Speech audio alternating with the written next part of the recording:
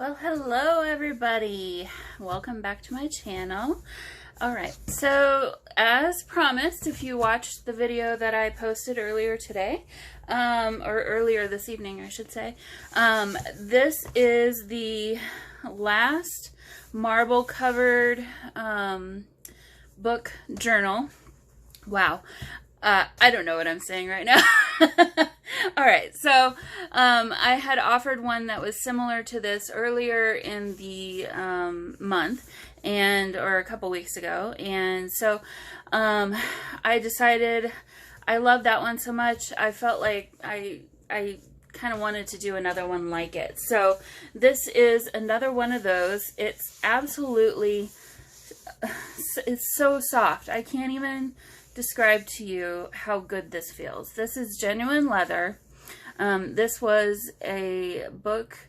It was a Danish book, and it's part of a series, and I have more of these. But this will be the last one from this year that the insides are a fall theme. And I kept this one pretty simple, so I didn't do a whole lot of decorating in here. But on the front cover and the back cover, there is a little tuck spot for you to add some papers, or if you wanted to maybe add what this journal is about, or your name card or something like that. For right now, I have this, it's an actual leaf. This is a leaf from my backyard that I collected last year, actually.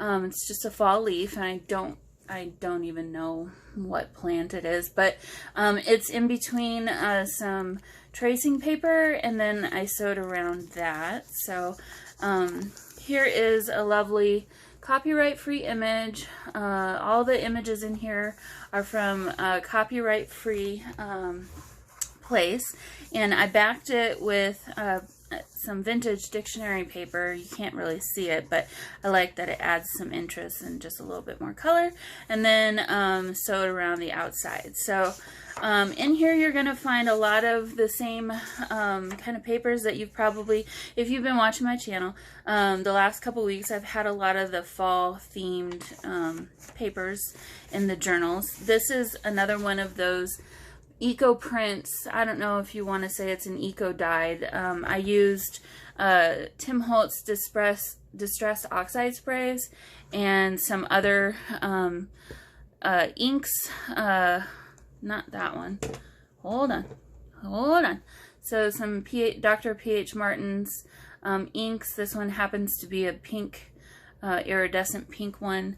Some distress stains, and some metallic. So like for instance, this one has kind of a metallic sheen to it, but what I love the most is how the colors combined and really show the veining of the leaves, and it's just really interesting. So there's some of those papers, and then on the back side of, the back side of it, they actually kind of have an orange color to them, so it's really cool.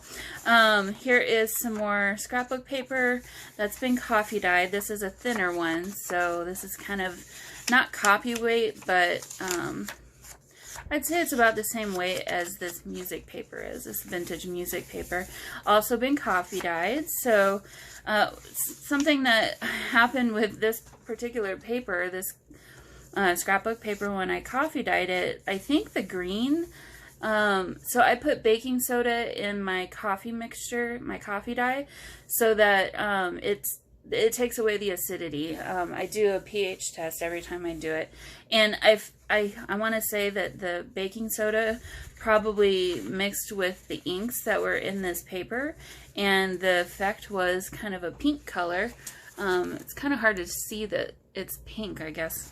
It's more pink in person, but kind of makes it look like an avocado dyed paper. But so yeah, so this is from that same scrapbook pad, so I don't know why some of them turned pink and some didn't, but I think it's awesome. So you got some pink, you got some tan, and you got some orange here.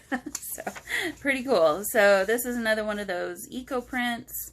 And yeah, so basically this journal is just a lot of blank papers, and would make a really, really excellent writing journal. I didn't, like I say, I didn't go too crazy with decorating this one. I wanted to keep it pretty plain and simple. So here is some vintage wallpaper, and then I've backed that. This one is actually backed with some lined paper that I've coffee dyed. This is just it's from a little notebook that I have, so it's got pink lines on it. And then over here we've got another one of those images that I printed off on my laser printer. This is, if you wanted to use a watercolor or something like that, go ahead. It's not gonna run or anything like that, so you don't need to worry about that.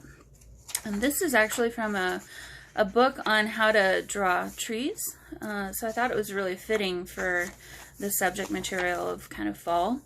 Some vintage music here, and then we've got this crinkly, love how that is, and it's kind of see-through. This is some coffee dyed parchment paper.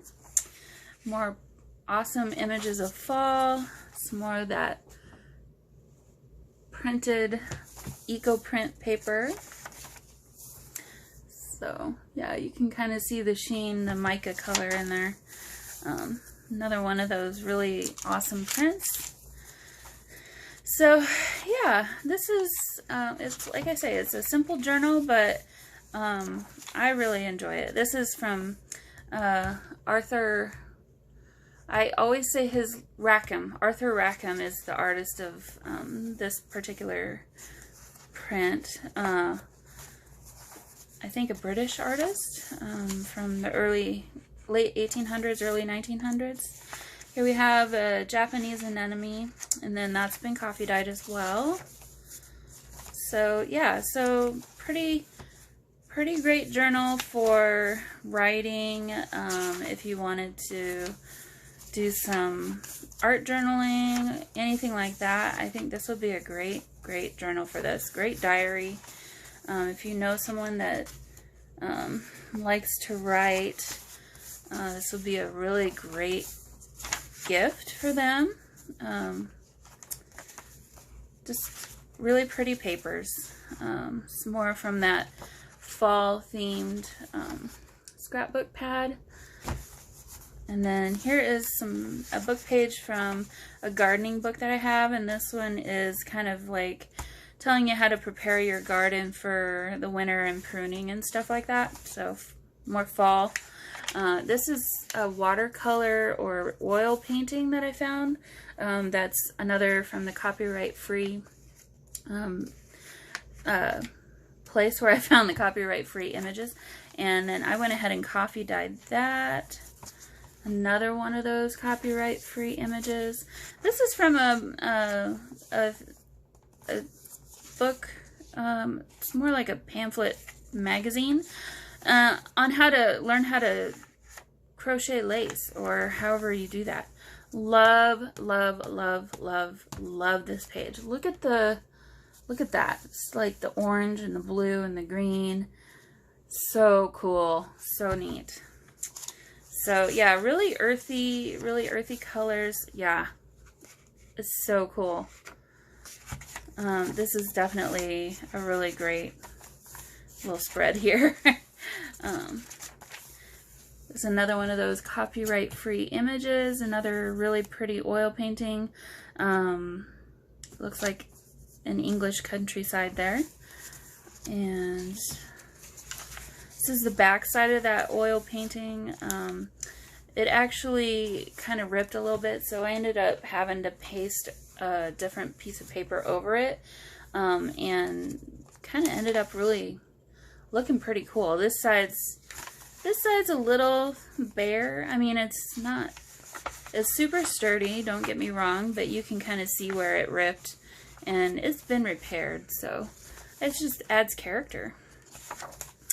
So it's more of that scrapbooking paper. And then here we have the end. So at the end we have another little tuck spot here. I'll just kind of show you. So that is this journal, and I will have a link in the description box below. Oh, I almost forgot. I don't know how well you can see. There you can a little bit. So there's very faint gold flecks in this marble. And it's not something I really noticed right away, but it's on both sides. This is authentic stuff here. This is a pretty cool book cover. So anyway, like I was saying, this journal will be available for sale in my Etsy shop, and I will have a link to it in the description box below. And that is all for me today. So I hope you have a wonderful evening and a great start to your week next week, tomorrow. And I will see you all again very soon. Bye!